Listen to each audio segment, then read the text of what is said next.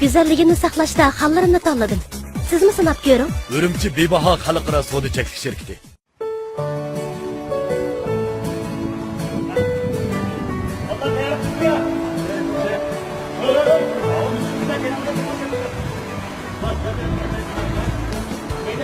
Ha, çırakçı.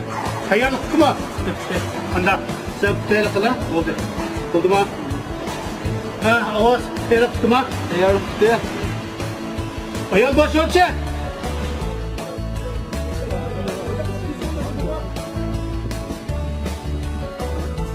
Edisyon.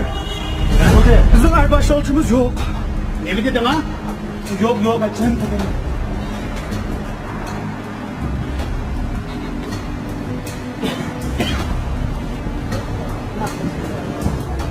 Uyaktakilerini gördün mü? Gördüm.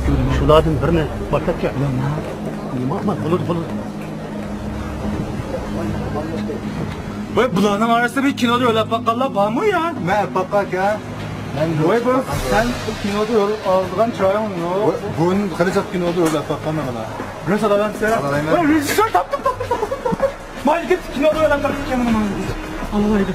Sen kino dönerek bakan mı? Bakalım Mr. Brown. Ay, yaraysa. Ne yaptı yaptı? Kandar olmayıp bak. Ülkün roluna kal. Sen odalar mısın? Rejisör alalayım çok alalayım. Acaba ne mi oldu rejisör? Şu işi kar oldu ya. Sıcıda kayıyor. Şenle bir cuma. Rejisör nasıl alalayım? Alalayım. Şimdi sınıf bakacağım.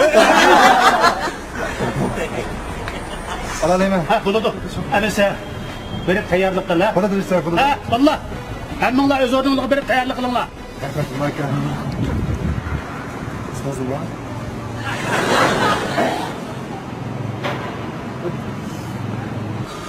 Ya daş.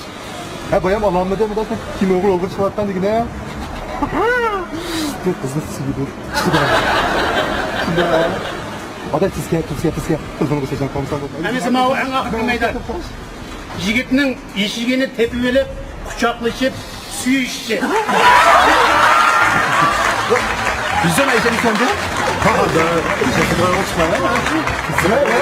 Sen kessen olmaydı. Akana işe söylemeyi sorumlu. Vay söylesem dükkanı söylemeyiz. Vay kimin yapmak içsen. Söylesen mi söylemesin? İşek teyir olmadı mı?